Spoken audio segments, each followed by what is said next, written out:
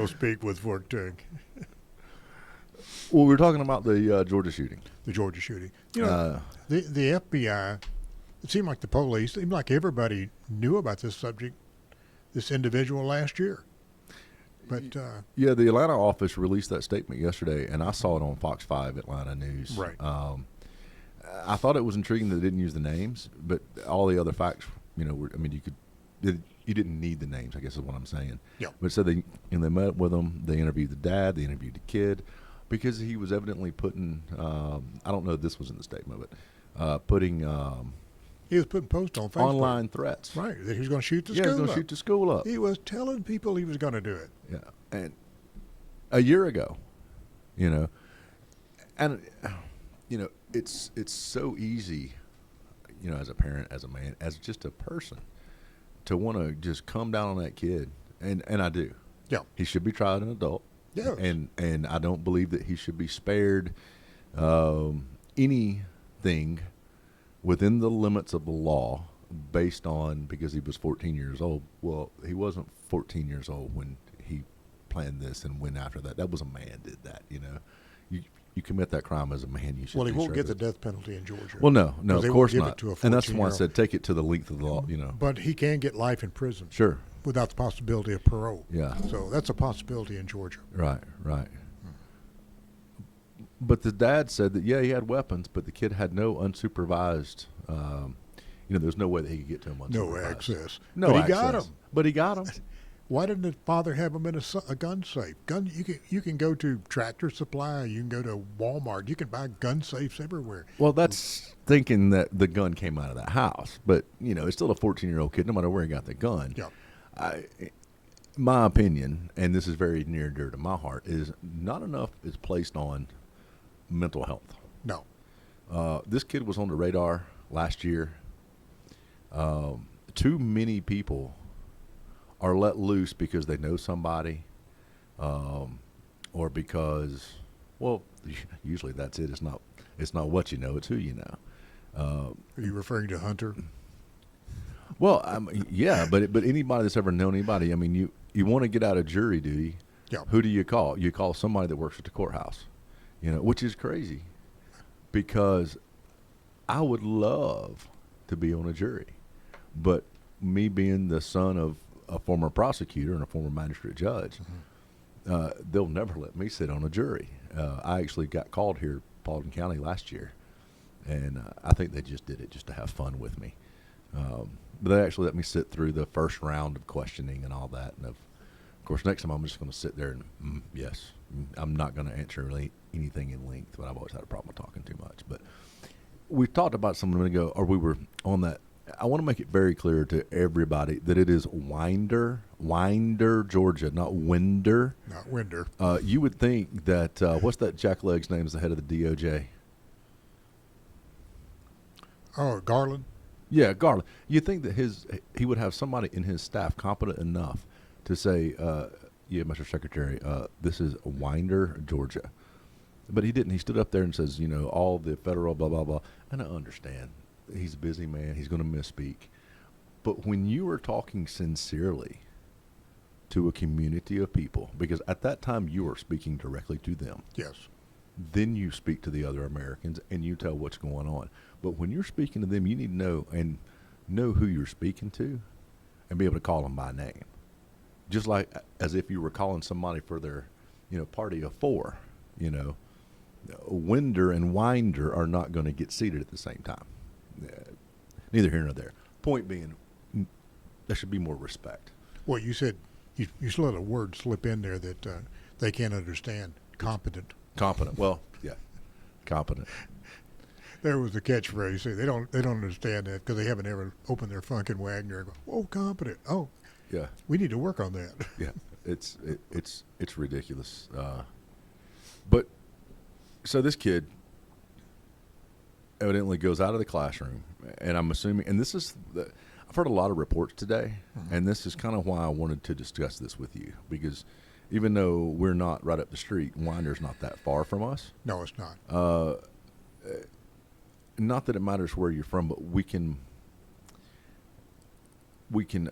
we've seen that area maybe not that school, but we know what that place looks like. So we know the kind of people that live there. Those are salt of the earth people. There's a lot of farms out there, or a lot of woods out there, a lot of forest. You're getting close into the Blue Ridge up there.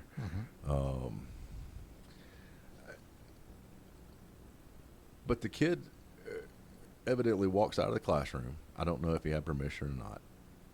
That's what I was going to say. Was I actually listened to the students that were in there and to the on-ground reporters. Right. Not the Monday morning quarterbacks that are just, as soon as they get information, they're throwing it out, which is a lot of people that I follow on YouTube. Yeah. Which is crazy. And on Rumble. Shout out to the Rumble folks. But I think it's important to stay with the facts as we're going to, and cite our sources, and everything that I'm going to say comes from either Fox 5 Atlanta, Fox News, CNN News, and I did actually read an AP article earlier, which is not here or there, but anyhow, a young lady gave the interview. She was a classmate, said that he got up out of the classroom, and evidently the doors are on automatic lock. I get it. And he came to, so question one, where was the rifle? And I'm assuming that it's a rifle, but Mike Glover brought up that nowhere did it state earlier that it was a rifle until the report came out that it was an AR-style platform. I didn't hear the FBI say that, though. I heard a Democrat talking about that. I'm sorry, a Democrat representative talking about that. Well, he was wearing a backpack that morning when he came. Now, you could break down an AR. Sure. Only 2 pins, and you can take the barrel off, put them together, and it's pretty small at that point. Sure. You might be able to fit it into a backpack, depending on the length of the barrel. Yeah. But it was evidently large enough, or he was brandishing it well enough for the student on the other side of the door that was coming to unlock it for him to see that he had it. Right. And the young lady also said that that they knew that they were already looking for him.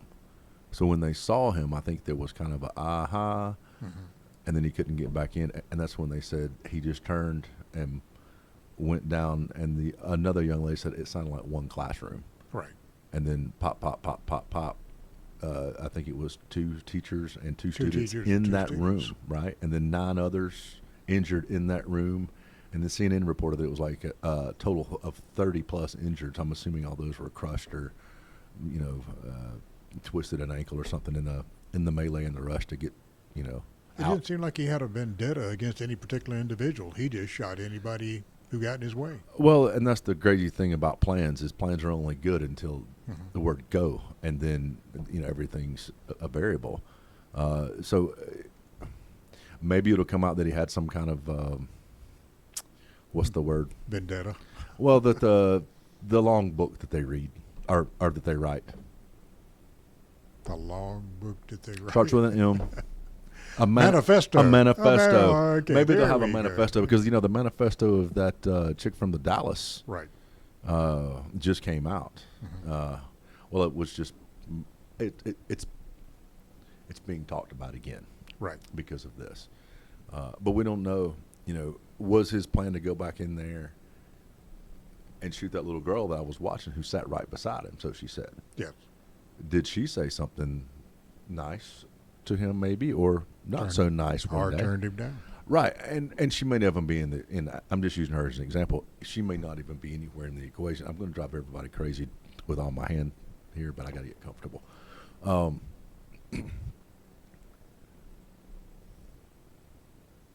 But where all was the failure there? I mean, there was ultimate failure everywhere, but FBI, Dad. Well, we can't say the Secret Service because there are already failures already since the Trump assassination attempted. Yeah, and they may have got demoted and sent over to the FBI. Or promoted and got a higher position in a pay raise. Yes. And by the way, we have all respect for NSA, right? Right. FCC and all those folks. We love you guys. Non-partial, Well, continue on with your thoughts about that. I've talked way too much about this, and I really wanted to hear what your thoughts were on that. We know what the violence part of it is, but what's your take on the whole? Like I say, I think a lot of it is mental problems antisocial people. We can't say gun control because too many times guns have saved lives. And that's one thing I believe that's kept this country relatively free because we are well armed. But all they ever talk about is taking the guns away from law-abiding people. Have you ever heard the politicians say, we need to take the guns away from the criminals? Oh, no, let's don't take the guns away from the criminals. Let's leave them out of this situation. And only people that are honest folks would have gone. If we had gun control, how many criminals do you think are going to come in and say, oh, here's my modified Glock? No. I'm turning this in. No, and I just want to say this real quick, and then I want you to carry on. Right. But how come it 1, 2, 3, 4 individuals on a random day, and everybody wants to scream gun control? There were 18 people killed in the Chicago street last weekend alone, the youngest being 8 years old. They didn't call for gun control either, did they? Well, not only did they not call for gun control, but where's the media? Who's reporting that? They don't. They should. I mean, really, we could have a channel sitting out there if we could stay alive. Well, with you, I can stay alive, and just sit there and strictly cover Chicago. I don't know why anybody's not. But go ahead, continue on. Well, I have tactical vests if you want to go do it. We can. I think I have an extra helmet we can wear while we're doing the broadcast, and I'll cover you, and I'll give you an extra weapon. You can cover me, right, and we'll do a live broadcast out there. Right. But seriously, you never hear gun control about all these cities where they're just wiping each other out. New York, Chicago, Detroit. But it's always after a school shooting because you're going to get, I hate to say, you are going to get more sympathy when it's children involved. And the life of one child should never be taken like that. Yeah, but there's people that know about it. Like I said, an 8-year-old was gunned down on the street last weekend. And there's a lot of questions to go with that. I don't care what the questions are. An 8-year-old got killed and nobody reported it. No, because nobody cared. Nobody cared. Nobody cared. Because how many children have been killed in Chicago?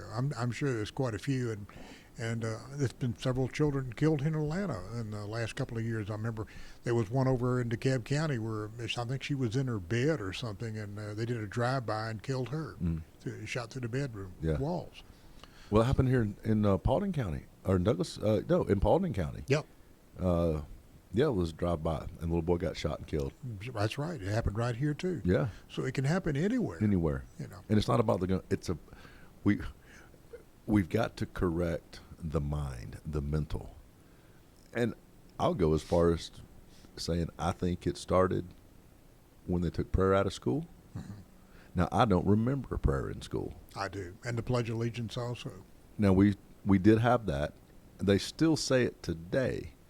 I keep check with the wife on. Right. Are you still doing, the pledge on? I'm not even going to go there. They do, but they don't make them stand anymore.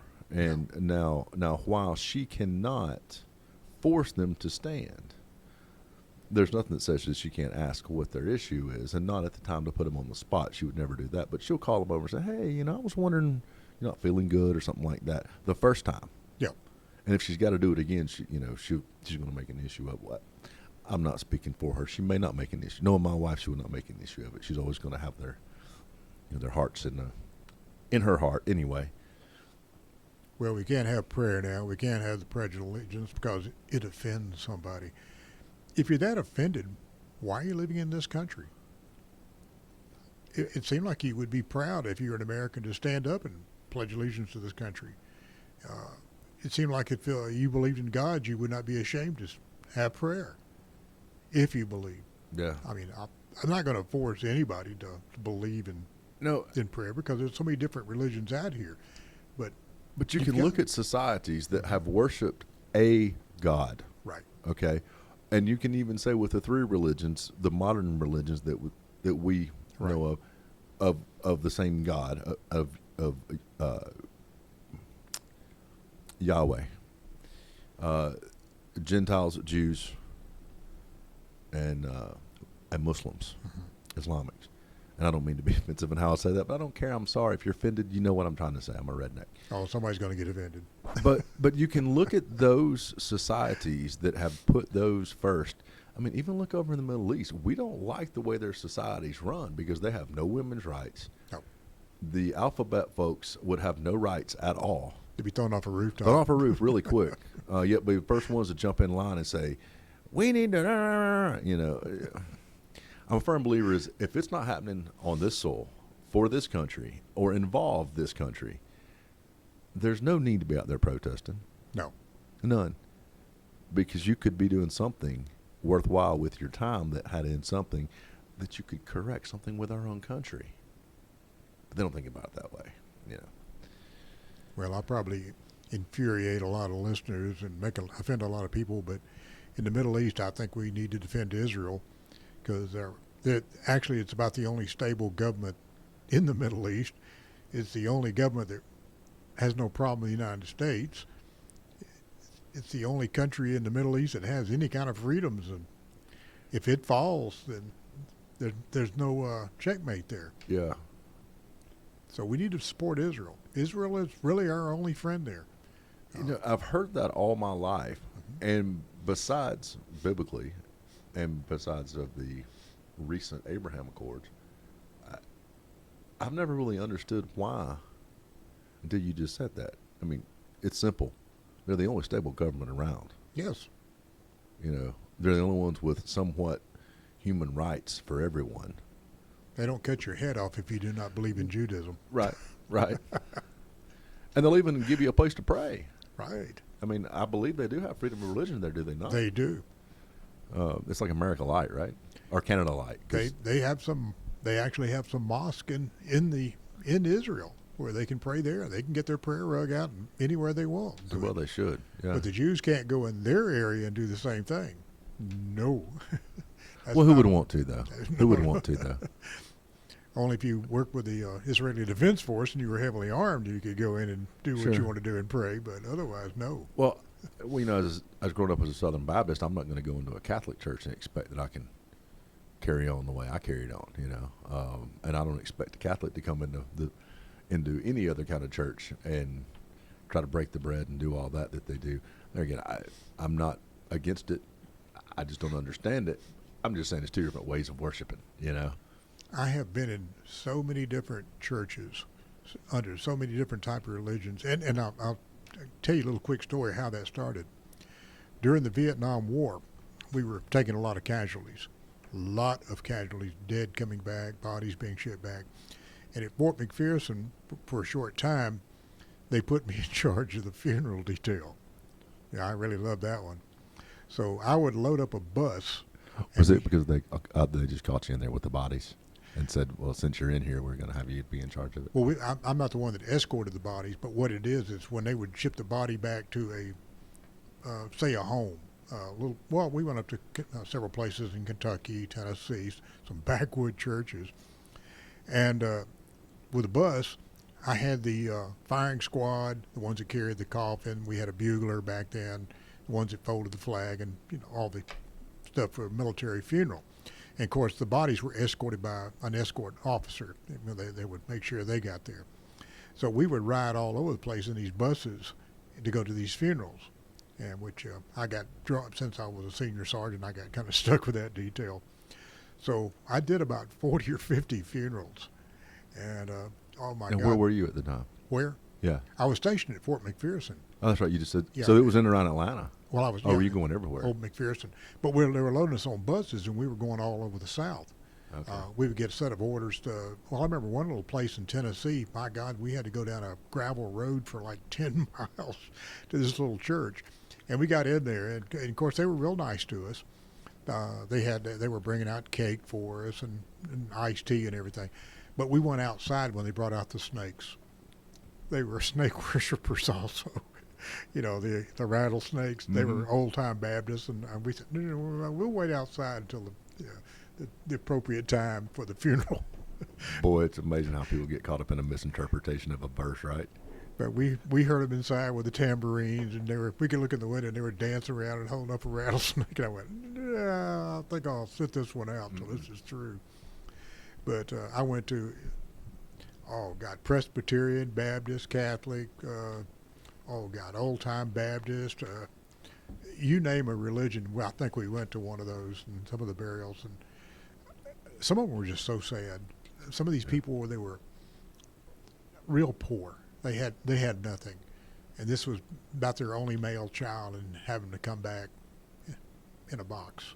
Now, I remember just how sad it was when the parents would just literally just fall over the coffin and cry and bawl. And you think that doesn't drag it out of you that they lost their only child, 18, 19-year-old killed in Vietnam and everything. So And they could have stayed home, could have stayed home, but they went. but they went. A lot of them went. We had a lot of draftees. You know, the draftees were called U.S. and regular Army was called R.A. So we used a different serial number. Theirs started out with the U.S. Mine was RA 148-10719.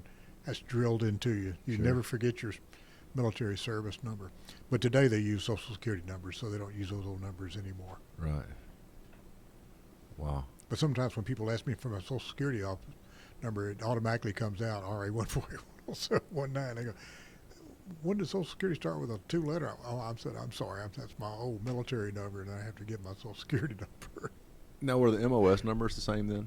MOS number is your job description. Right, but were they the same back then? Because you had mentioned to me that 18 was an Special Forces. SF, yeah. Anything Yeah. started with an 18 was Special Forces, like 18 Bravo, 18F. 18F means Operations Intelligence, military, and 18 Bravo would be weaponry and all that stuff. So yeah, but different MOSs, like a 95B would military police, 11 Charlie would be mortars and things of this nature. But everybody had. Some of them have changed over the years. Okay. But of course, the Marines use a different one. They use it's like a number code, which is different than I the think Army. Infantry, everything's 03, right? Because I got a machine gunner, khakis, Are you talking about Army or Marines? Marines. I'm not really. When sure. khakis went to the Marine Corps, you Yeah. remember khakis? He was in Yeah. he was in Dyer Dixie. Mhm. We transferred him over into the Buford chapter over there. Yeah. That's a good story too. I'll tell you that later. Yeah. What they did for me over there. Simple man, what a awesome brother over there. Anyhow, he was at 0331, and I know it was a machine gunner. Right. And I think he ended up at Lejeune as an instructor for a short time. I lost track with him, but. Well, see, if you're in an infantry platoon in the Army, it would be 11 Bravo, but they wouldn't have a separate identification for a machine gunner or a rifleman. You would just because you were trained in both, Sure. and you would probably usually pick out the biggest, strongest guy to carry the M60 machine gun. Right. Yeah, it'd be kind of redundant to put a guy that was 5'6" and 120 pounds and strap an M60 on him with all the bandoliers of ammunition. Yeah. But it's Especially if he's on been a turret. done. Yeah. But they would be all 11 Bravo. Okay. Yep. Wow. I know nothing about all those.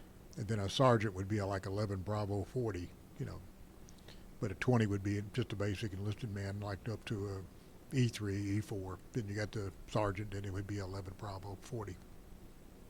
But they're changing a lot of these things. There's so many different codes out there now, I can't even remember half of them anymore. We're going to get the code talkers back to figure this out. I don't think they know what it is. I don't think we have any code talkers anymore. Well, with all the stuff that we've got now, But remember, that would make a lot of sense, though, because nobody's really ever broken the Navajo code. Well, one of the grandsons of our maybe a great grandson. He was young. He's probably in his early 30s. Did a little documentary last year.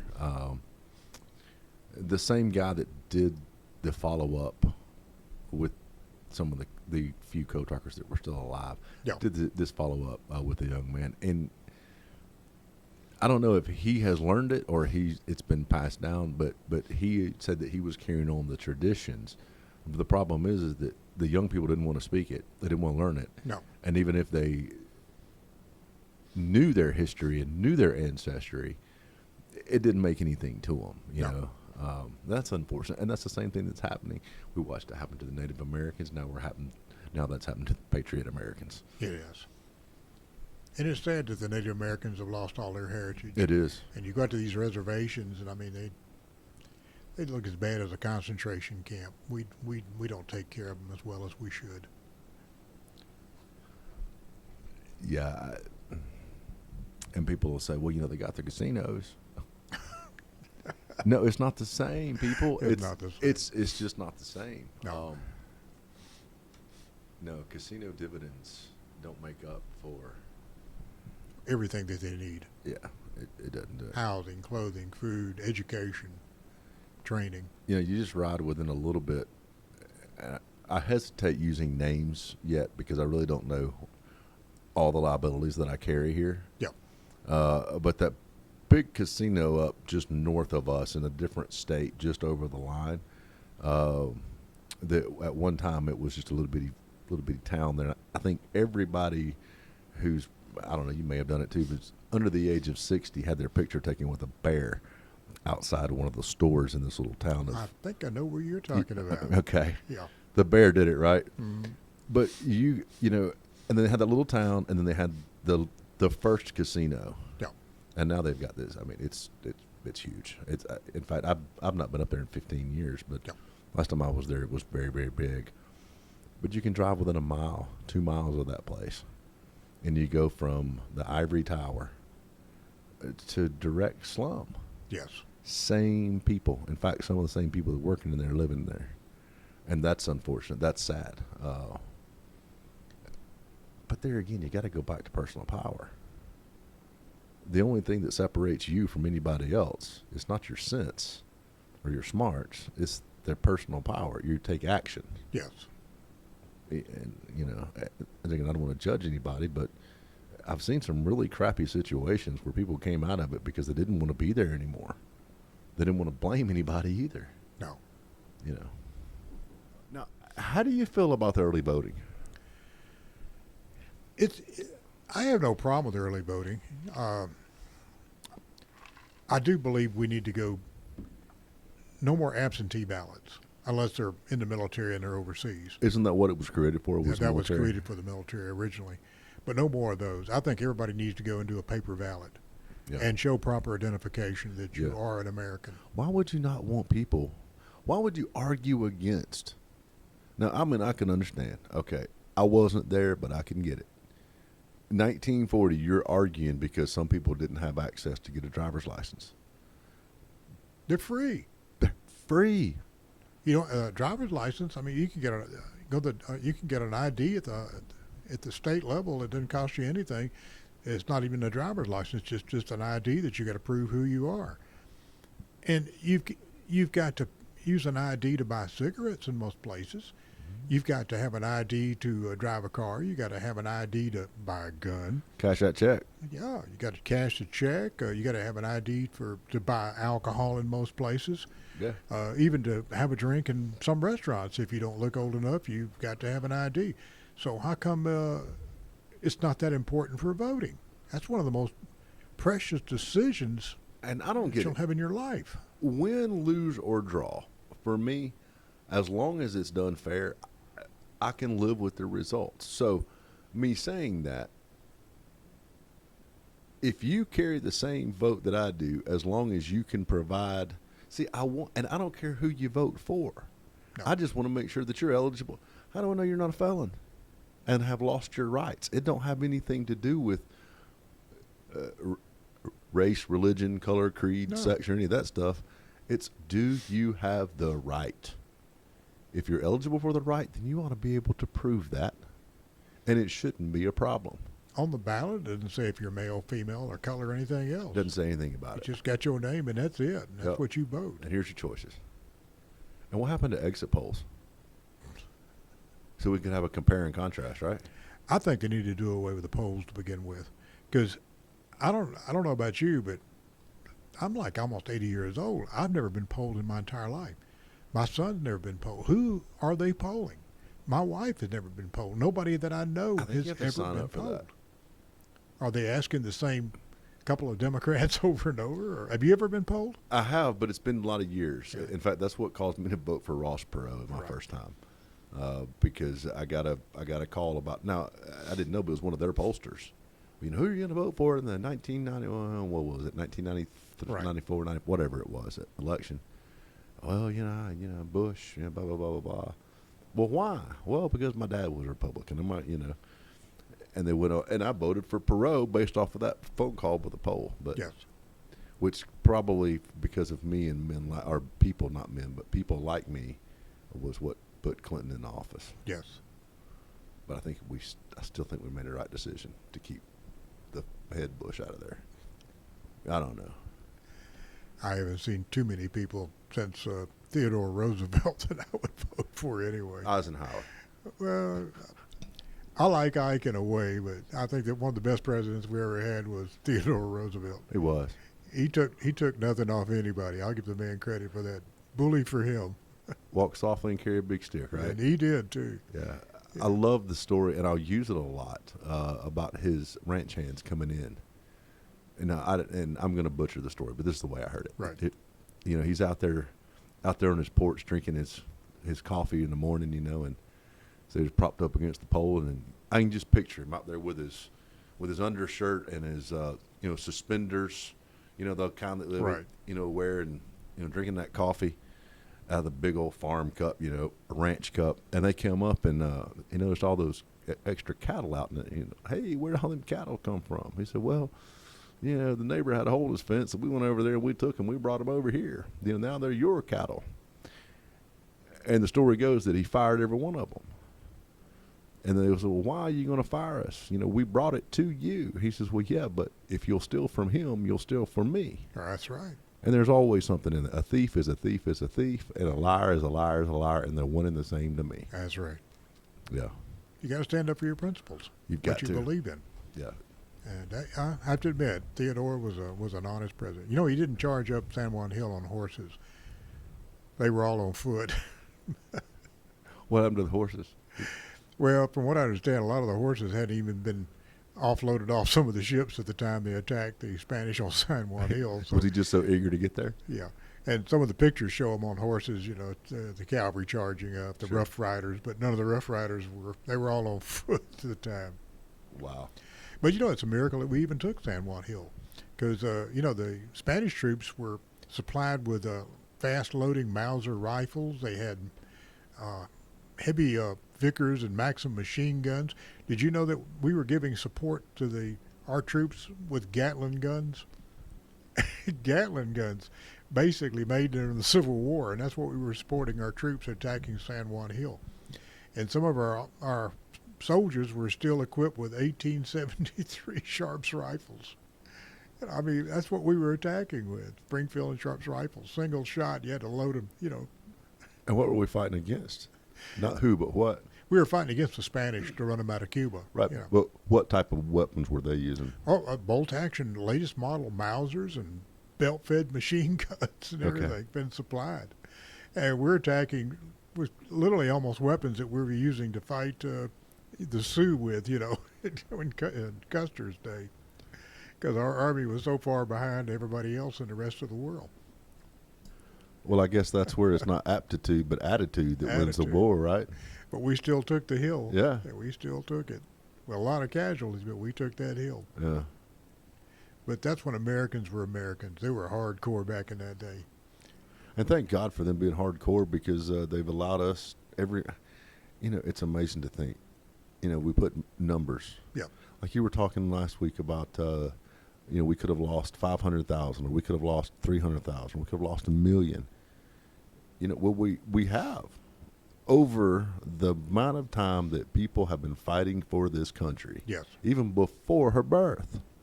But fighting for freedom.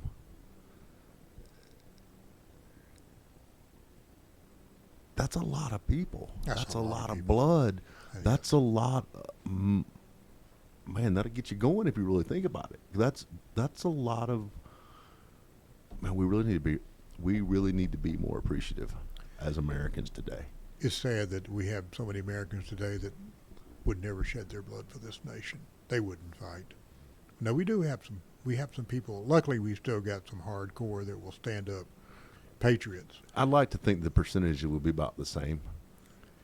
I would too, but I just don't have faith in the American people that I used to, because I see it now. Yeah. They're too busy on their cell phones and too busy doing this. So they only care about themselves anymore. There's no patriotism anymore. I mean, how many times? How many times have you seen a veteran and you went up and said, "Thank you for your service"? Do you do it every time? No, not every time. Yeah. No. There's a lot of people out here that, I'm not saying anything Sure. critical against you. I get it. Sure. But there's so many out here that don't. And they see them wearing a lot of guys still old vets wear their hat or old jacket or something like that. And you would think that people that have shed blood for this nation, who've served in combat areas, and you see one and he's got it on, he's old now, he's leaning on his cane. You'd think you'd go up there and say, "Sir, thank you for what you did for this nation." And it makes a lot of them feel good.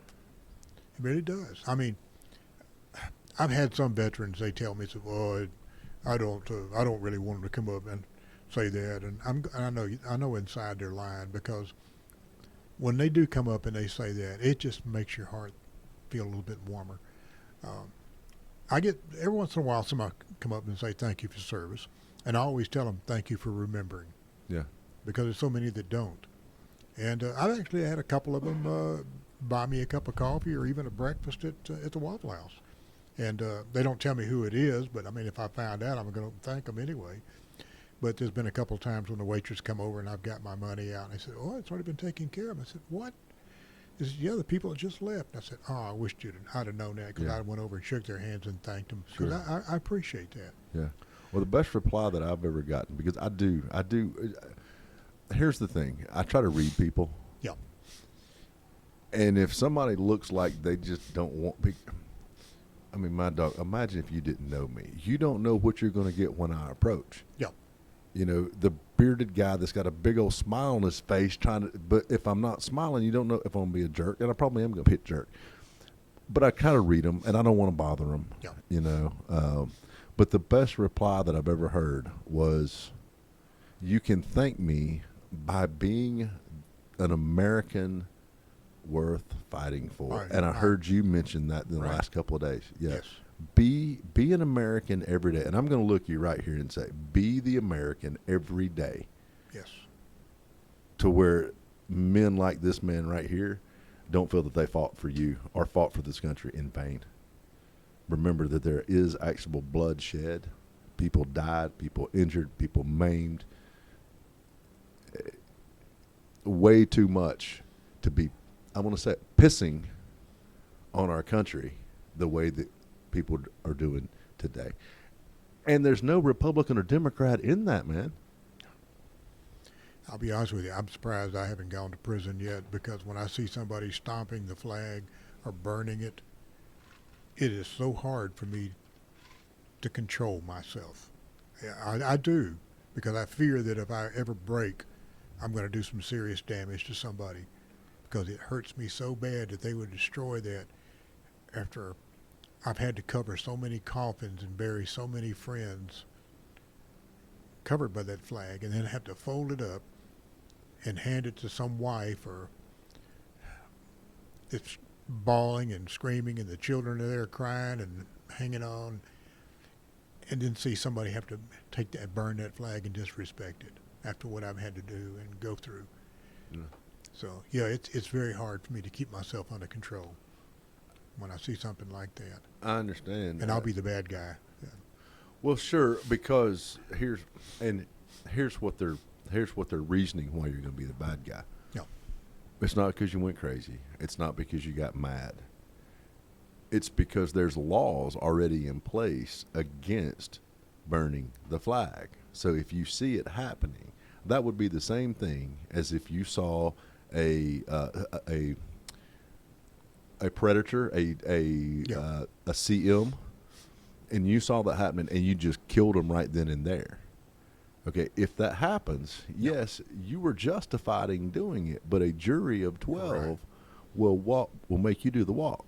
Well, the Supreme Court ruled that you can burn the flag because it's free speech. It's under First Amendment. Under First Amendment.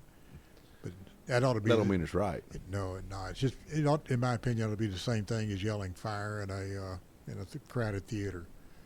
I mean, too many people have shed so much blood for that flag. That's why all those red stripes. That's a lot of blood for that flag right there, and for people to disrespect it.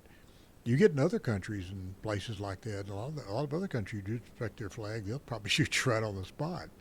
But in America, we've got all these freedoms that people abuse way too much. Yeah. They don't understand how, you have to you have to go to another country, which I've been to a lot of countries, to understand what America's all about. I mean, how many people have gone to other countries and acted like a fool, and then the cops start to arrest them? Well, you can't do this. You know, I'm an American. You don't have those rights in other No. countries. No. Yeah. No. It's not going to work in America. What do you make you think it's going to work in that corner No. country? I mean, in this country, you can, if you wanted to take a Bible and throw it on the ground and jump it up and down, you can get away and do it. Go to one of the Muslim countries and take the Quran and throw it on the ground and stomp up and down and see how long you're going to live. We could probably be prosecuted, both of us. Yeah. Because I didn't just hit the button off and you just said something about destroying the Quran. Yeah. In some countries, Yeah. you could. Yeah. Now, you didn't mean anything by that. No. You're just making a statement that it's possible that they will do it. Yeah, but if you went there and did that, Yeah.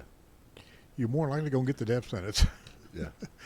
But you could take the Bible in this country and throw it on the ground and stomp on it. And I'm sure there are people that have done this in some of these protests.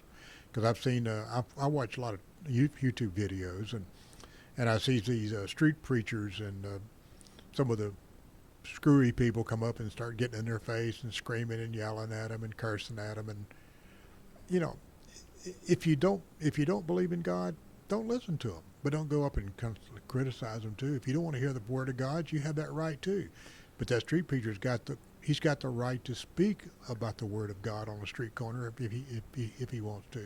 Yeah, and I'll be a little honest with you. I'm probably going to believe every word that man's talking about. Yeah. But if he's a little bit louder than he should be, I'm probably going to tell him to calm it down too. Just I don't calm want to down. hear all that loud talking. No. I don't care what you're talking about. I don't want to hear reverence. Reverence. But he has the freedom in his country to say it if he wants to. And if you don't want to hear it, walk away. You don't have to stand there That's right. and listen to That's it. right. That's right. You know, right. feet work. You can get on your little feet and go, okay, I'll go down here and I can't hear him. Right. But we've, like I say, we've got an election coming up here pretty soon, and people need to think about all these issues and what, let's don't put it down as we're voting for this person or we're voting for that person, because we're not. We're voting for issues and things that need to be corrected. One side wants to do away with just a lot of taxes, and the other side wants to add more taxes, and I think we're paying more than enough taxes now.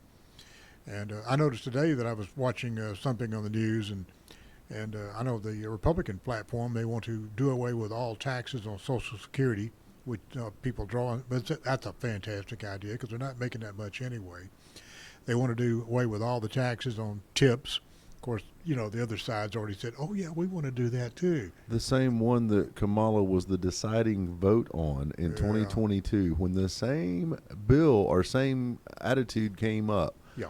The Senate was head-to-head tied, and she was the deciding vote to Yeah. say no to the servers. But I said we weren't going to do any Democrat picking. We're going to tell positive things. She flip-flops more than a pair of flip-flop sandals. She Anybody does, ever and saw. unfortunately, that's been a Democratic platform for so long. But that's Yeah. why I respect the blue blood of all blue bloods, Mhm. RFK Jr. What a man! That guy's never flip-flopped. Now, I don't agree with everything that he says. No. But I'd much rather have a man like that in a position of authority. Yeah. Because I know that he's going to die on whatever hill he's fighting on. Yes. And he doesn't flip-flop. He doesn't change. I think I made a video on a TikTok about this. You go back 40 years Mhm.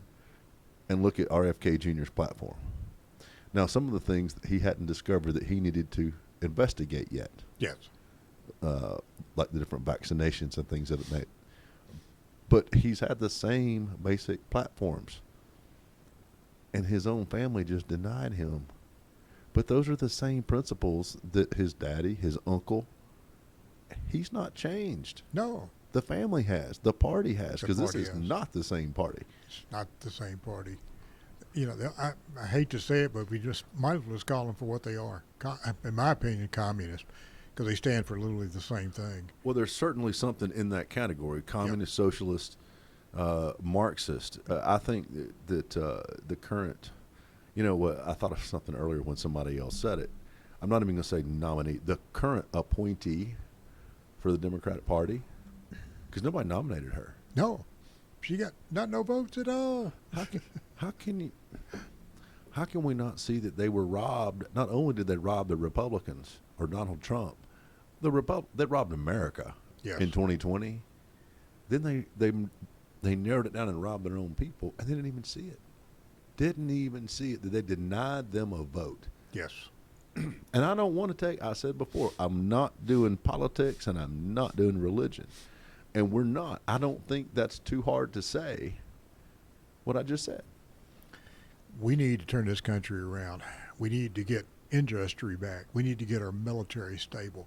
We need to get the respect that we had years ago from all these other countries, which today they have no respect for us at all.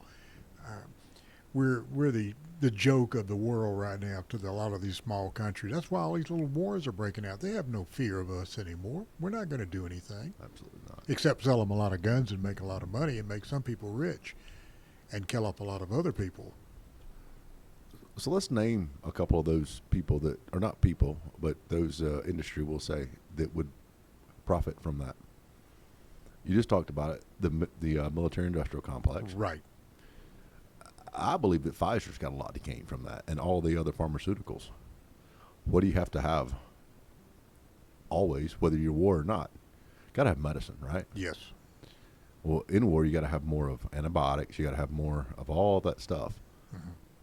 And that's probably under the military-industrial complex too. I would imagine. Morphine, yeah, all these other items. Isn't that what Halliburton tried to do, was to kind of put all that into one? Right. I mean, we'll build your building and we'll build your leg, kind of deal. It's really funny that the poor man dies in war and the rich man gets richer. Yeah. Because how often do the rich ever go to war? They don't send their kids off. No. Oh. No, and I don't know. It's hard to take the stance that I take on that, but I've tried to put myself into a position to where, let's say at 20, I tried to put myself into a position at 50, to about where I am. Yep. But that took planning, that took hard work, that took a team, people around me, good people around me. Yep. But I don't know that I had a better opportunity than anybody else had, other than I had great parents that loved me, showed me they loved me, took me to church, taught me the pledge. Yes. Taught me amazing grace, all in the same sentence. But other than that, I don't think I was any different. I think people can always do more with what they have. You hold a job, you own your house, you take care of your children, you love your wife. Hmm. That makes a big difference. It does. A lot of folks don't do that. No. And that's unfortunate because, I don't want to go down this path on this one, but when one goes to soul searching and really finding who they are, and I feel like I've done like 17 transformations in my life, but hopefully this one will stick. But you find out really who you are, and you find out, I often say, everything that you've done up until 5 seconds ago, good, bad, or indifferent, makes you the man who you are sitting right there. And if you're happy with that dude staring back at you in the mirror, then good on you. But if you're not, just consider yourself a work in progress. Man, does that work in progress ever stop being work in progress? It's a constant. Some people have asked me in the past, if you could go back, would you change anything? And I go, no, not really. I mean, there's been good times, there's been bad times. But I wouldn't change the bad times either, because I look at those as a learning experience. And I learned a lot of things from the bad things that I probably wouldn't have learned if they hadn't have been bad. Sure. But I learned to make good out of the bad. Yeah. And like I say, years ago, I had a rough first marriage. My first wife, well, I won't even get into that, but Satan really misses his sister. I mean, she was really bad. But then I met Susie, and that was one of the luckiest days of my life. I mean, that was the perfect soulmate. She didn't judge me.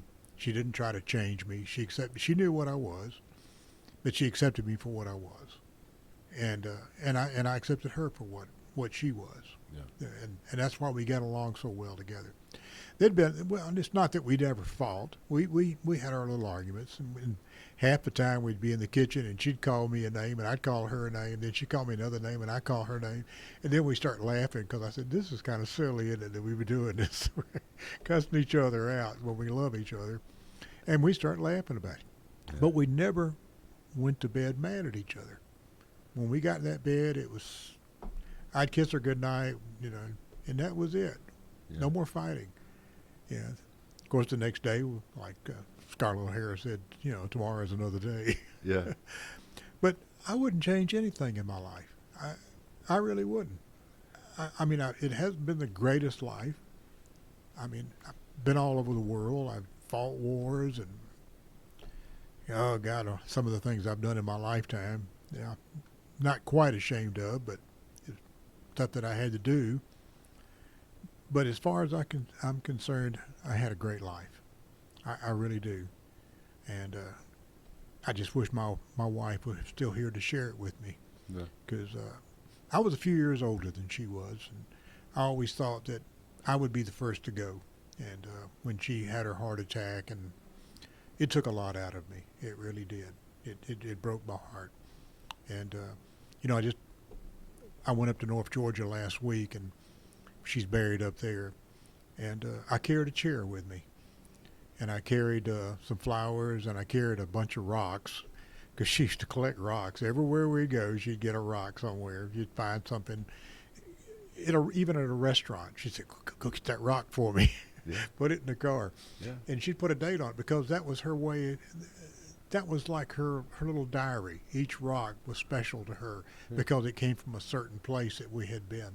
It's a memory box that's not fragile. Right. And I took when I drove her car up to the mountain, and under her back seat was just full of little rocks. And I took them and I put them all over her gravesite and everything. Sweet. And I set the chair out, and I got up. It's a long drive up there. It was about 200 miles up there and back, or 200 miles up there and then 200 miles back, so about a 400-mile day. But I carried a chair, and I left the house at 5 o'clock in the morning. I wanted to kind of be up there when the sun came up over the mountains and everything. And I got my chair, and I set it out there. It's a little country cemetery, nobody around, little gravel road. And I got out there, and I set the chair out, and I sat there and talked with her for about an hour, almost 2 hours. Yeah. And I have to admit, I did kind of cuss her out a little bit for not taking her medicine when she should have, because I'm glad nobody's up there hearing me sitting in a chair yelling at a tombstone going, why didn't you take that medicine like I told you to? Sure. But it's just sad the way that it ended, and I really miss her. And I guess out of my entire life, that's the only low point I really have. Yeah. And I don't think I'll ever find anybody quite like her, not at my age anyway. I agree. I don't think that you're ever going to find anybody No. like Miss Susie Q. I mean, if you knew or met her one time, Yeah. she loved you, she treated you, and I when I just think about it, I just think about that she was just always just smiling, Yes. and asking how you were doing. She never complained, never griped, never do anything. And while she was asking you how you were doing and listening to you, she's looking around to see if you're getting in trouble somewhere, see if you're pitching somebody's ass. She was always getting onto my cases. Calm down. Do you remember the time at the biker wedding when she did a keg stand? Was that at Sandman's? No, it was over at Blaze's house, and they had I forgot who was getting married over there that day, but she came to me, and I was sitting in a chair, and she said, they asked me to do a keg stand. Would you Dan Bob. Was it Dan Bob's wedding? No, it wasn't Dan Bob's wedding. Because Blaze officiated that one. I just can't remember. That was out in the woods. It had something to do with Cohiba. I think it was, wasn't it Cohiba's? Oh, I'm not really sure, but When Cohiba and Donna got married. I think it was. Yes, Okay, right. I it wasn't was. there yet. Okay. I wasn't there yet. I came in after that. But she wanted to know, could she do a keg stand, and she was a very religious person, very quiet nature to a degree, always had a face, and it was just so funny that she would come to me and say, could she do a keg stand? Yeah. And I said, go ahead if you want to. And it took about 2 or 3 of them to pick her up and turn her upside down, and she was laughing the whole time that she did it, but she did it. Yeah. And she would do fun things like that. Yeah. It didn't embarrass her. Everything was about living. Everything was about living, and Yeah. she enjoyed riding and on the motorcycle and going with me and doing places and everything. So it's difficult to find somebody like that. I would have to think that, like I said before, I think I'm a pretty good judge of character Yeah. and a pretty good judge of how things are going. Mm-hmm. And even if people seem happy out in public, you can usually tell by both of them Yeah. what's really going on Yeah. behind closed doors. And I tell you, she showed nothing other than that she No. adored you. She loved and adored you. She loved everything about it. And I was going to ask you something a minute ago when you were talking about how y'all didn't fight and go to sleep or whatever. In all the times that were the good times and that were the bad times, how many people did it take to make you happy? Only her. But you were included, though, because if you're not happy with yourself, you can't be happy. So it took two. That was my It took point. two of us, yeah. But Okay, and to make her happy, how many did it take? And I probably should have asked it that way because I believe that you would have said two if I would have asked you her. But it takes two. it takes two. It takes two to know happiness. She was my yin to my yang. you Yeah. know. And I just don't think I could have ever found a better person Yeah. than her at that time. Because, like I say, I'd had a rough first marriage. You know, my first wife you couldn't trust and cheated on me and everything else too. But I was always faithful to Susie, Yeah. and she was the one person I know I could always trust. Sure. I mean, I never doubted her. She never lied to me. She never broke her word to me or anything. Yes, there were times that she'd go off somewhere, and I would always ask her, where are you going? But not because I didn't trust her, but I just wanted to know if she broke down, which she Sure. had a habit of doing because she Which didn't always direction are you to go? take good care of her cars. Sure. And to say, if I have to go looking for you, if something happens, I'll know where a starting point. But usually it was either Walmart or Dollar General. She was always going there, and she'd come back Right. with more junk, or she'd go to a little antique shop and come back with another necklace or something. And at the house, on the wall next to the bed, where she hung up all her necklaces, they're still there. And there's about, no exaggeration, 400 to 500 necklaces Wow. on that wall that are still hanging there. And I wear our rings around my neck. They're on me every day. Yeah. That's her ring, and that's my ring. Do you know the significance? I can't even talk. I'm just mouth's getting dry. Of a black ring, it means forever. Okay. That's what it stands for. And you love somebody forever, and that's why my ring was black, because I did love her forever. Did you always had a black ring? No, never had until recently. Right. Right. But I got one, Okay. and before she died, I got a black ring.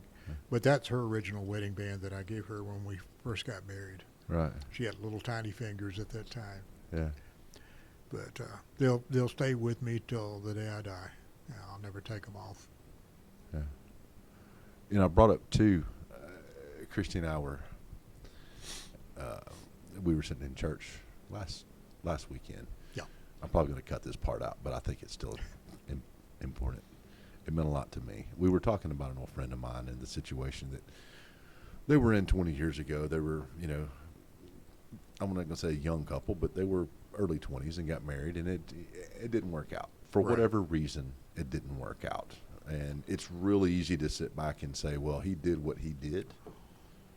And I'm always the one to say, yeah, but he did what he did because usually something drove him out. Now, I'm not saying it always did, and that's not here nor there.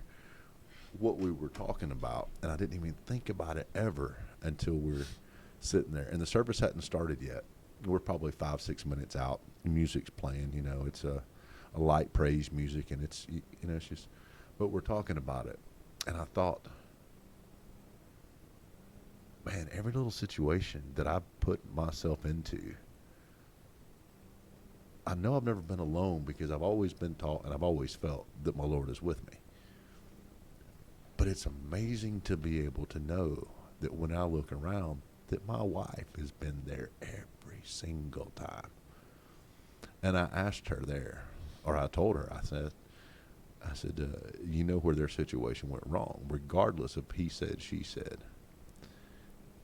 is that what sets us apart is two. And I broke down, man, because I knew what I meant. I knew that through every time that I was one, that two, her coming in and picking me up out of the gutter, making sure my checks didn't bounce. You know, I mean, we've married almost 30 years. There's a lot that she's done for me in that time. Yes. You know, but it's the little things, and it's the little things. You know, they've got to be little because I can't do anything big. I bring nothing to this table. I bring nothing to any table except for an appetite, and sometimes I bring the table. But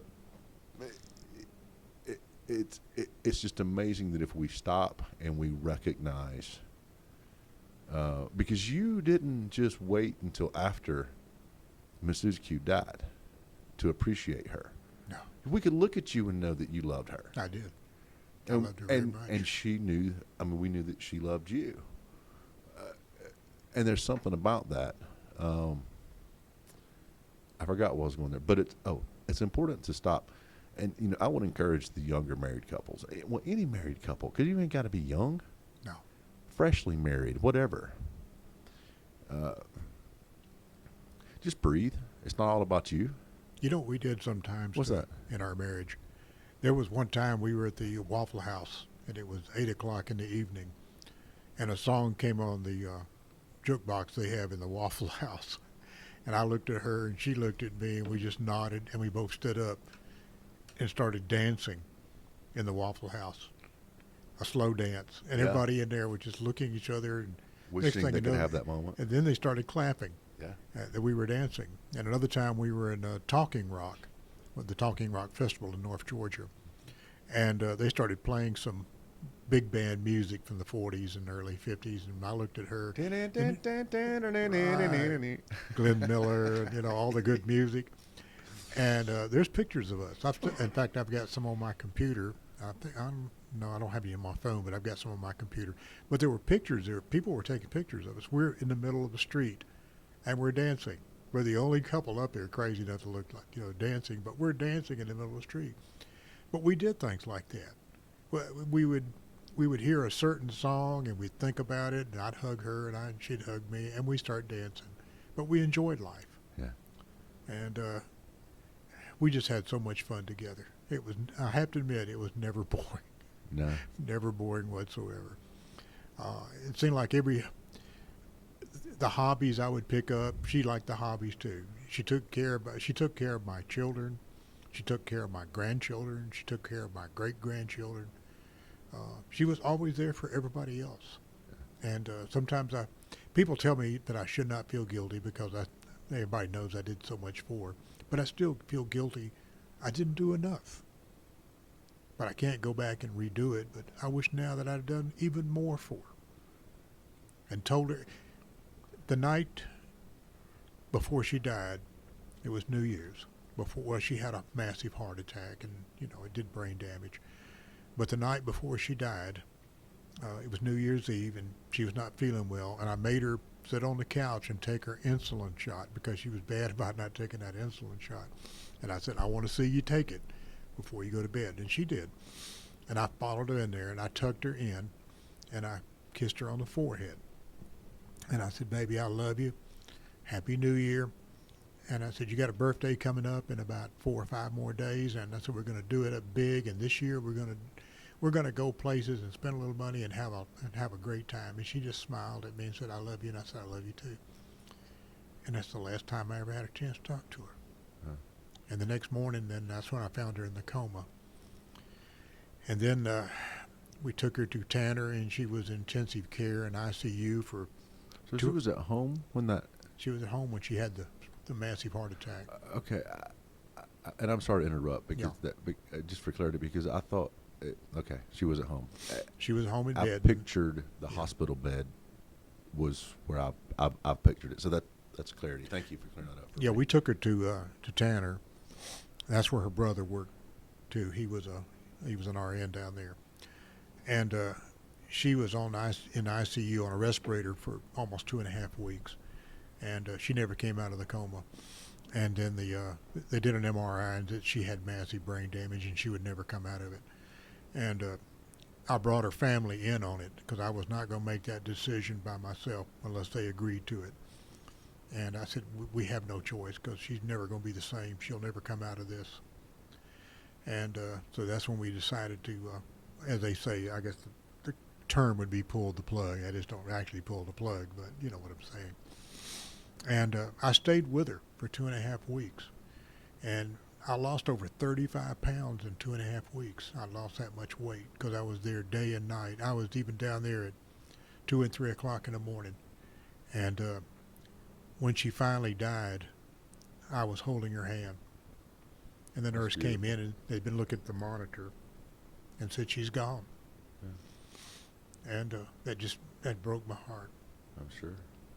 And I kissed her on the forehead and said, I love you. And they said, do you want to be alone? I said, no. I said, I've been here 2.5 weeks. I said, she's no longer here. She's gone. I said, I'm going home. I need to go home. Yeah. I couldn't have stayed any longer. No. And here it's been almost 9 months. And it's like a bad nightmare that I'm never going to come out of. And I can't offer anything there other than I would ask you to just, because I think this will make you smile. If Miss Susie heard you say that you felt guilty, what do you think she'd say back to you? Knowing her, I have nowhere. But I do feel guilty. I do wish that I'd have done. But you always feel that way when somebody leaves you like that. You wish you could have done more, way more than what I did. And I was always doing stuff for her. Every time we go to an antique place, or because we got a lot of antiques in our house. We got antique tables, we got antique lamps, she'd see something and I'd say, do you really want it? Yes. Okay, we'll get it. We'll get the money together and get it. And when she wanted that little red SUV, I got the red SUV for her. That's what she wanted, the little hot rod SUV. Yeah. And I fixed it up for her, put the K&N air filter in it so it'd make a little more power. Now, did she ever have her own bike? Yes, she did, but she never learned to ride it properly, and I finally just sold it. In fact, her brother bought the bike that I got for her. Was it one of those where you just said, I won't have it ride? But she had she's going to ride, and you went and picked it out and took it home, and She tried it, but some people are just not meant to be on a motorcycle, and only as a passenger. Sure. And she tried. Some women aren't meant to do that. No, but in fact, that's one of the reasons that I sold a motorcycle before. Well, I bought another one since she died, but I sold the motorcycle that I had before she died. And the main reason why is in a way, I kind of lied to her because she had had cancer. I don't know if you knew that or not, but she did have colon cancer. And besides being severe diabetic, she was in a lot of pain and a lot of medication for a long time, several years before. I didn't know pain, no. No, she had a lot of pain, and it hurt her. And she couldn't ride anymore. It was hurting her to get on and off the bike, and then plus staying on the bike. It was painful, and she loved to ride. And even in the best of health, that's not comfortable Not for the a best of passenger. And here I was going off on my motorcycle sometimes, and I thought to myself, I can't do this to her. Because when I got on the motorcycle, she always smiled. She said, oh, have a good time. Sure. But I knew deep down inside she wanted to go, and it was hurting her not to go. Yeah. So finally I told her, I bought that new Road King, and it was a nice one, had it all fixed up. I actually put a lot of stuff on it for her, but it was hurting her. And I said, well, yeah, I'm getting a little older too now, and maybe might just give up riding too. So I told her, I said, maybe I should stop riding because I'm in a lot of pain, I've had pain all my life. And I would Pain is just weakness leaving the body. Makes you stronger. That would not kill you, makes you stronger. Nietzsche said that. But I sold the motorcycle for her to get off of it. And I think inside she knew that I did that, but I told her that was the reason, but it was not the truth. I did it because I felt guilty going off and leaving her there. That's how much we loved each other. Sure. Yeah. But then after she died, then I decided it's not that I wanted another motorcycle, I needed another motorcycle. Sure, man. Wind therapy. That's why you never see bikers outside of a psychiatrist's office. our bikes outside of a psychiatrist's office. But I didn't go down therapy. and buy a real expensive one. I've just bought a nice soft tail, and I You paid. do have a nice bike, and nice those, and I paid cash for it. And yeah, I'm happy with it, and I'll ride a couple more years as long as my body will stay halfway together. oh yeah, But I needed it that time because when I like to ride by myself sometimes, I don't care about a radio on the bike. I just like to get out on the back road and just feel the wind in my face and ride in the country and the serenity of it, the quietness of it, Yeah. and it clears my mind and I have good thoughts. talking about riding, do you ever ride with anybody? Not anymore. Not anybody, Not but anymore. not just Usually by myself now. yeah. Oh, my, Well, would you, if you rode with someone, for lack of better terms, that we used to ride around with, Mhm. would you still feel comfortable riding peg to peg, and fender to fender? As long as they're a competent rider, yeah. Yeah. If I can trust their riding skills, which everybody doesn't have the same skills, but Even when I ride with someone yeah. who is just a book, a weekend warrior, I ask them to ride up beside me, and I like the inside. But I don't really care. But I don't like them. I don't like staggered. No. It doesn't feel safe to me. There's too many blind spots in my mirror for that. I know what you're doing. I can feel you right beside me, whether you know how to ride or not. I can feel you. There was one guy that I used to know, or that we used to know, Dobie. I could feel his wrist. I'd be on the inside, he'd be on the outside. I could feel his wrist move in throttle. We were so close together, running as fast as we possibly could, and didn't have care in the world. I didn't even think that there was a possibility that he and I might could crash each other, Right. because there wasn't a possibility, because we were one, And I've got a picture, and I'm probably going to blow this picture up. You were in that ride, but I'm at the back of the pack. Mm-hmm. It was for the Cartersville Children's Home. Right, I remember that. Okay, and we just do them every year, and I think Freebird and them are still doing that. They're still raising a lot of money for them, aren't they? They're still doing it. Yeah. But we had finished the North Georgia part of it, and we were coming back down this way. I think probably to go to Lolo's, and we hit 41 off.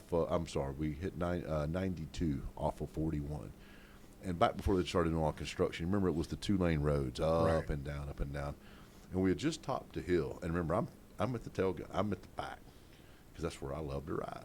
And I look out ahead of me, and I can't see the front. It goes down and up, and then back over the hill in front of me. And it was long enough and slow enough to where I was able to reach into my pocket, into my cut, pull out my phone, and take a picture. I'll show you that picture, but I'm going to blow that up and probably put it over on that wall or Right. somewhere. But that was the most beautiful picture.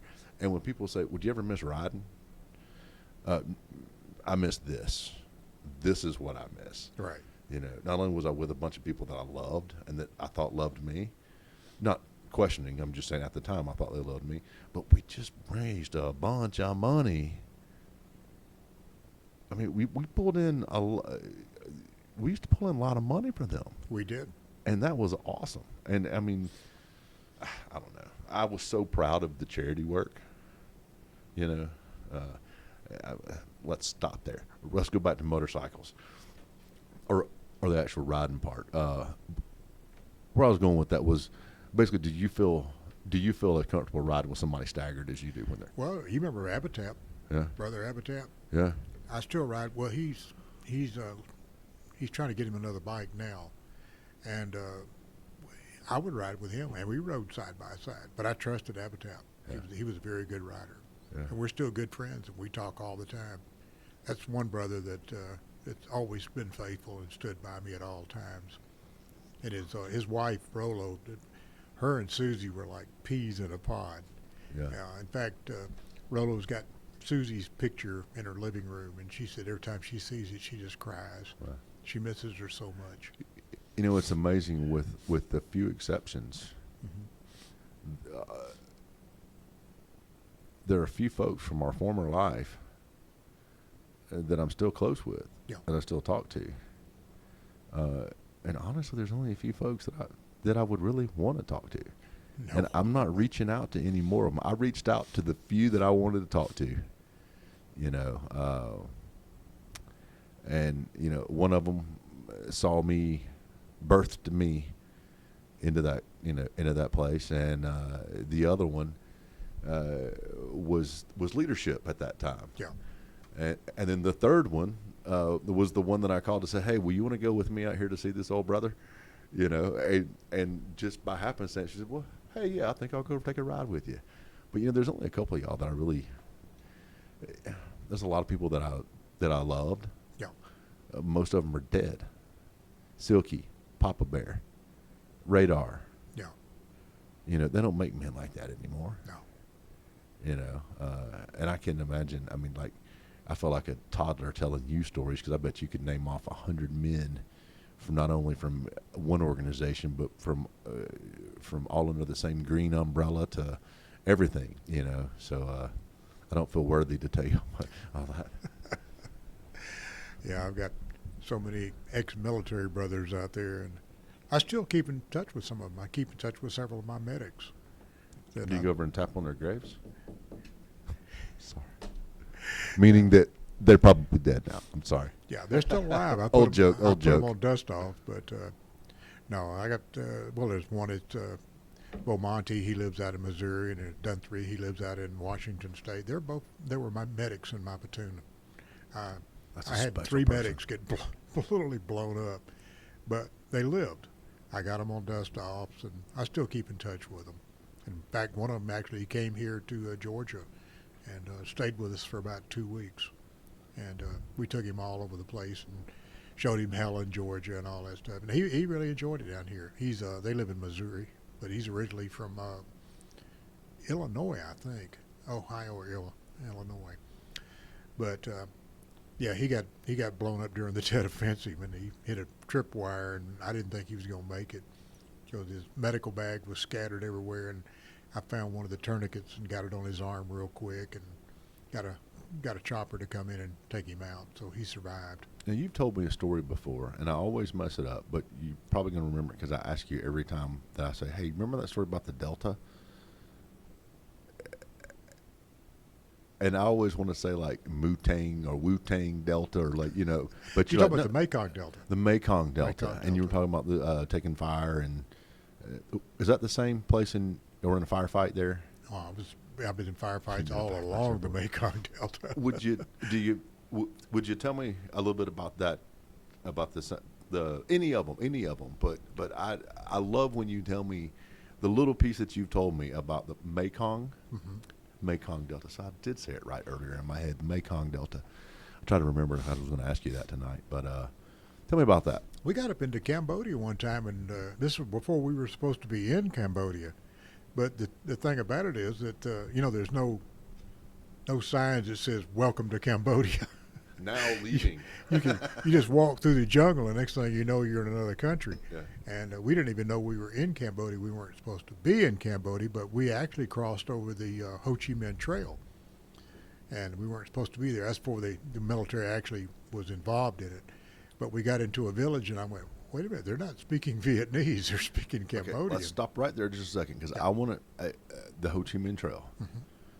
I guarantee you that 9 out of 10 people that hear that have no idea what that is, but I guarantee they've heard it all their lives. Can you give me a quick segment? What is the Ho Chi Minh Trail? It ran from North Vietnam through Laos all the way down in Cambodia. And because it was in another country, we never really went in and tried to destroy it or cut their supply lines. And that's how they were bringing stuff in. Now, we would bomb it, but, what can you bomb? It's a small trail. I mean, big enough for a small vehicle to come through. And believe it or not, a lot of the Vietnamese were loading up bicycles and carrying all their gear on it and equipment. They'd put like 20 bags of rice on a bicycle and pedal it down almost 1,000 miles. So it was a border of sorts? It ran a along trail? a trail along the border, but it was in another country. Right. And and eventually that's why we moved into Was it an Cambodia. old trade route or was it I'm trying to get the purpose in it. Or was it just a trail? It was just basically a trail, Okay. kind of a back road, country road. Okay. You know. Did you know that you crossed it when you got to it? Oh, it was pretty obvious. Okay, so it was.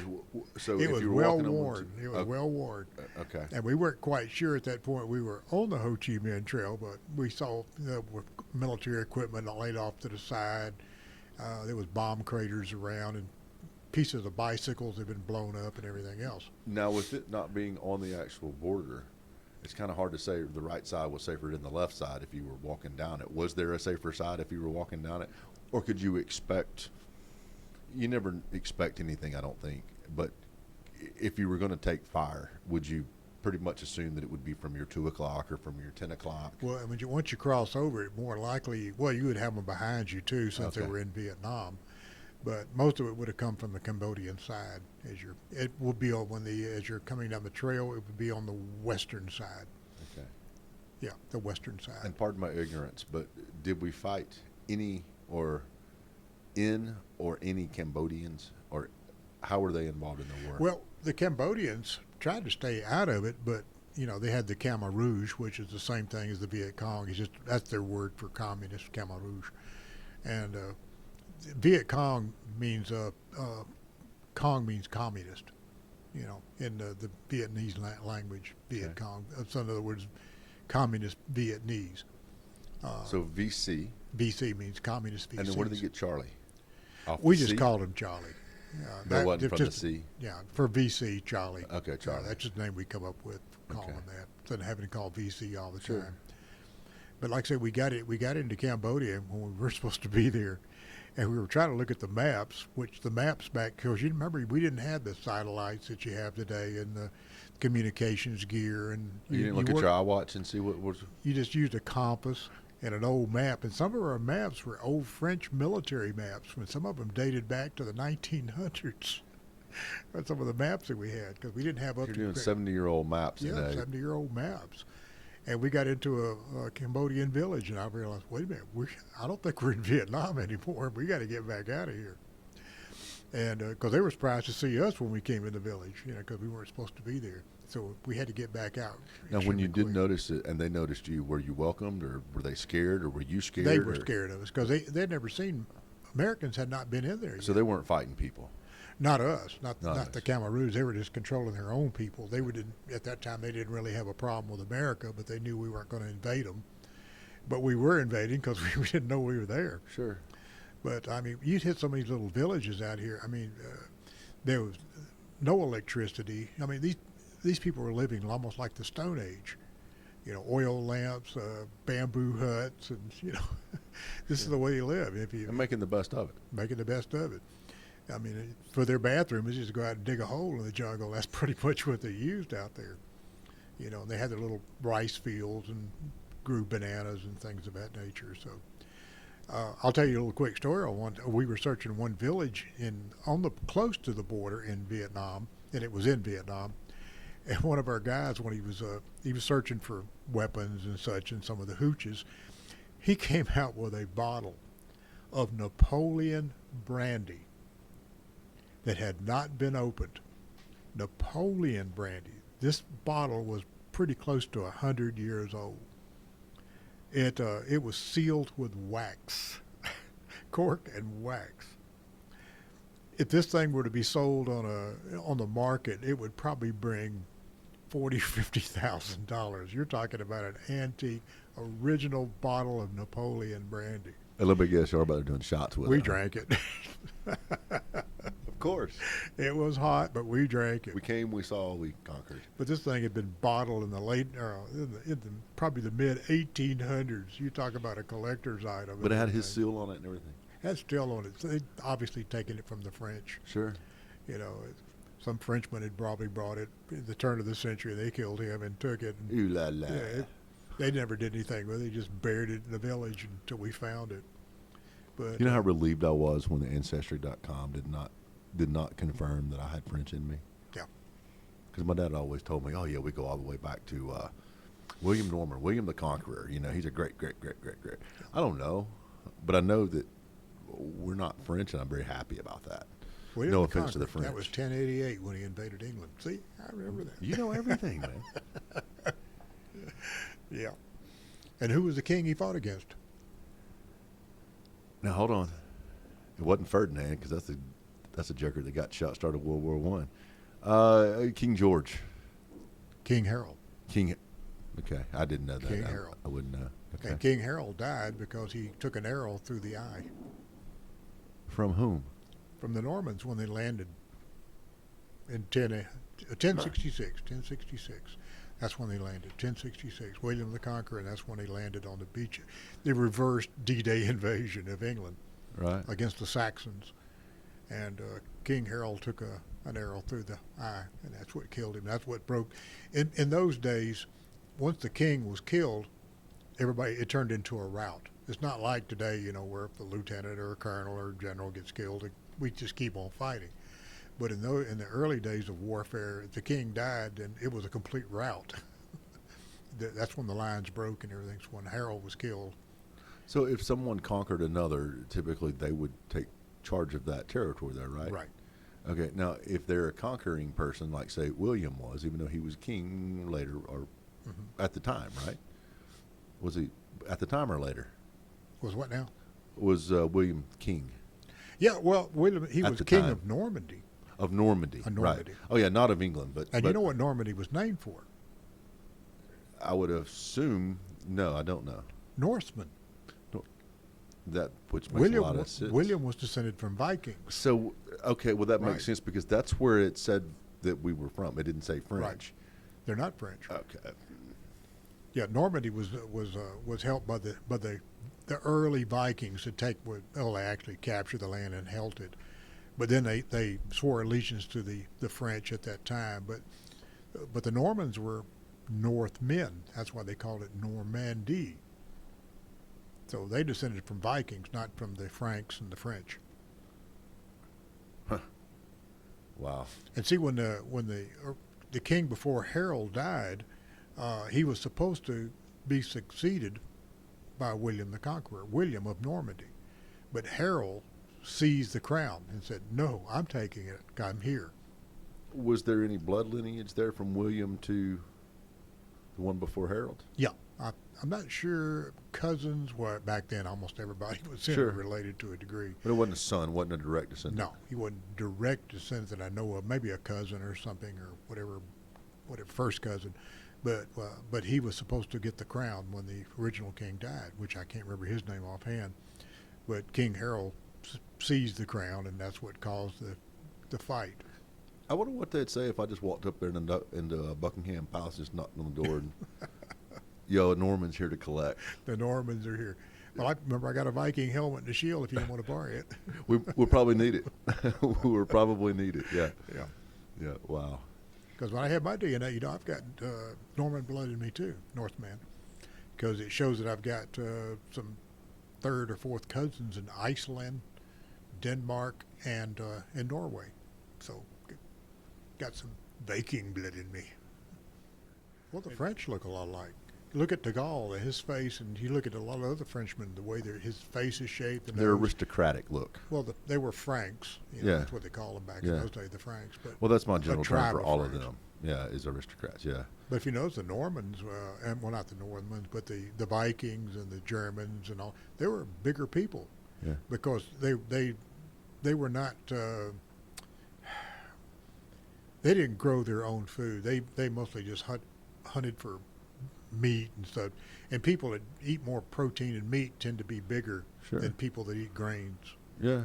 So, because the Italians, look how short they were, and then the Germans and the Vikings were almost all over 6'1", 6'2", and then you got the Italians, and most of them were 5'5", 5'6", very small people. Yeah. But a lot of it has to do with the diets that they had back in those days. Do you believe the Nephilim ever existed? You know what now? Do you believe the Nephilim ever existed? Or I believe there was a race of giants. Of giants. But do you I believe know. those giants really? It seemed like we'd find a skeleton by now. You'd think. I mean, as many graves as we dug up, the archaeologists have dug up over the years, if there was a giant out there, we would have found it by now. Of course, you got to remember back in those days what would be a giant, because anybody that would be 6'6" or 6'7" would be conceived as a giant in those days, Sure. because somebody was smaller. Sure. I mean, the average Egyptian during the time of the pharaohs was only like 5'2" or 5'3". They were very small people. How'd they lift all them heavy blocks in the building pyramids? Aliens on their spaceships, they lift them up, Yeah. Aliens, man. You know, that's a whole rabbit hole there too. With the electronic fields and or the electromagnetic fields. I'm sorry. Yeah. And vibrations and things of that nature. I don't know. I did hear a theory the other day on the Egyptian pyramids that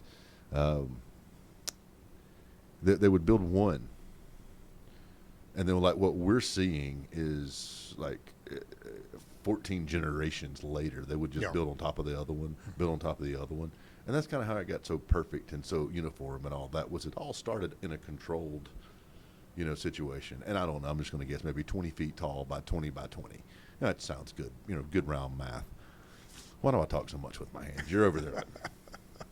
And I'm over here doing a clown show. Did you know the pyramids are not four-sided? They didn't notice it until too recently, but they took the shadows.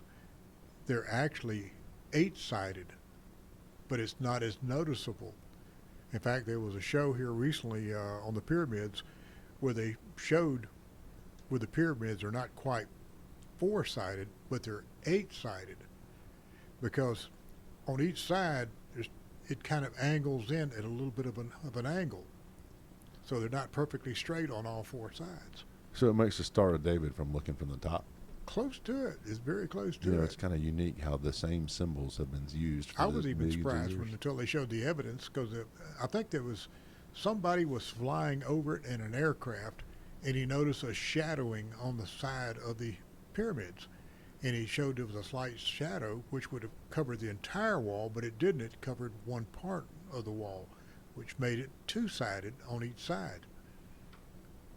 And nobody's ever noticed that.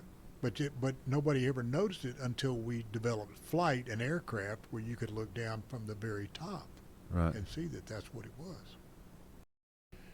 Well, we've got over 10 million aliens living here now that in the last 3.5 years, maybe one of them's from another planet. I'm glad you bring that up. How large is a brigade? Brigade is several regiments or battalions. So, okay. How many? Let's go to the bottom. How many in a platoon? In a platoon, an average infantry platoon is about 48 men. Okay. And you got usually about 4 platoons, or actually 5 if you count headquarters platoons. About 4 to 5 platoons in each company, and then you have about 3 to 4 companies in each regiment or battalion. And you got so many battalions and regiments, and you got so many regiments and brigades. Okay.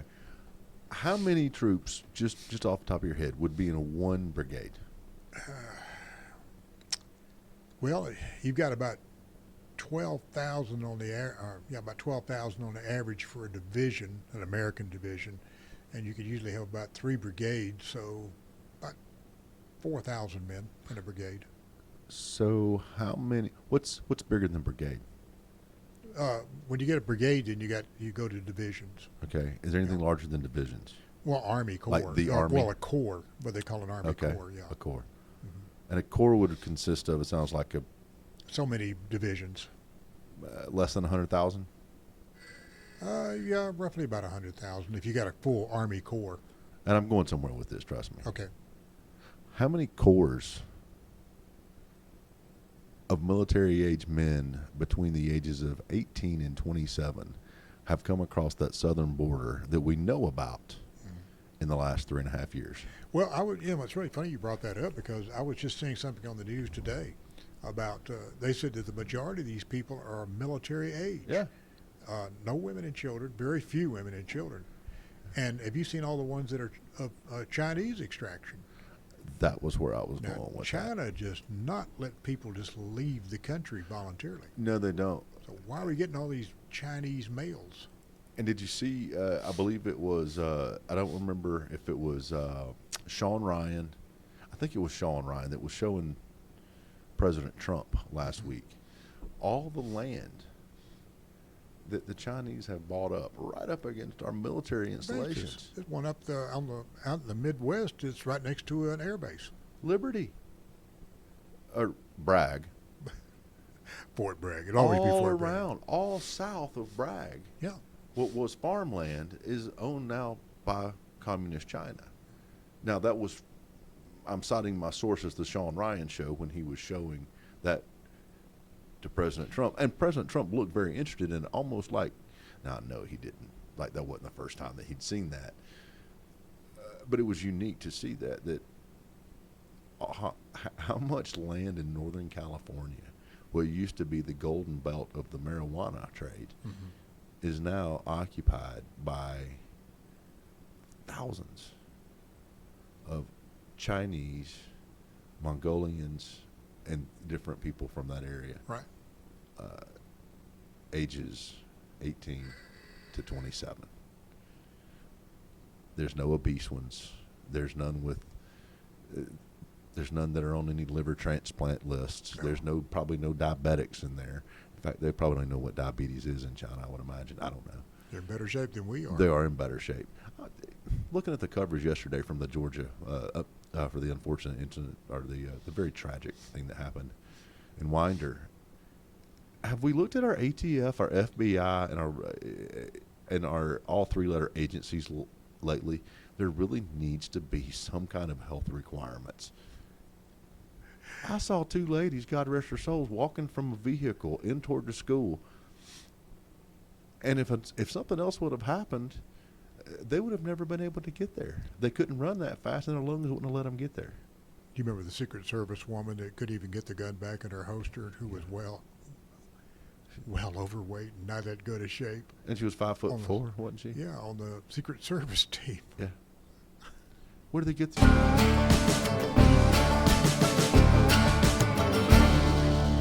Yeah, that's another word. I spoke on that last night, equity. You know, we need to learn that word, and we need to learn what that means, because, and I know what meaning they're using. It means you don't pick the best qualified. Oh, I understand that. But equity to me means it's a surplus on top of what my investment was. Mm-hmm. Whatever I put into it, everything on top of that, that's my equity. It's not my equality. I'll tell you another conspiracy theory that kind of worries me here lately too, because we're talking about all these people that have not been vetted and 6 brought month into the conspiracy country, fact. expecting all these Chinese and such. You know, we get millions of shipping containers brought into the country each year. Mm-hmm. Did you know that by our own statistics and our own records, only 10% of them are actually checked?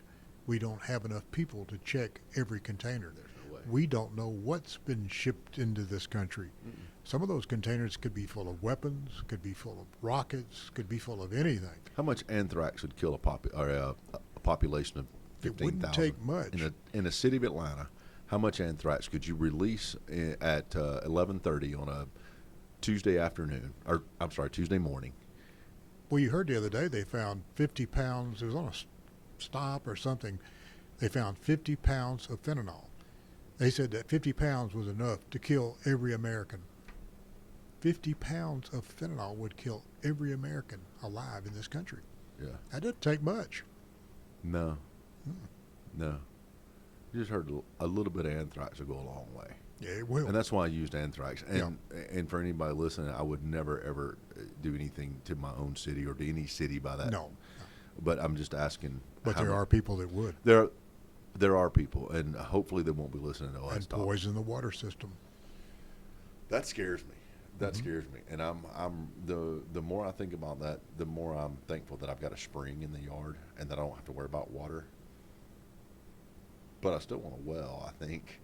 Can you imagine if somebody had taken that 50 pounds of fentanyl and put it in the Atlanta City water system, dumped it in there? Just drop it in south of Wouldn't take much. north of the water treatment plant. Yeah. They ain't going to cure it all. They ain't going to get it all out of there. No. Well, let's land this plane. You're probably getting past your bedtime, aren't we? Well, you had some coffee. About time for another cup of coffee, I think. No more coffee for No me. more coffee. it keeps me awake when I'm driving, and I don't want to be awake if I'm having a bad accident. I don't want to be a witness.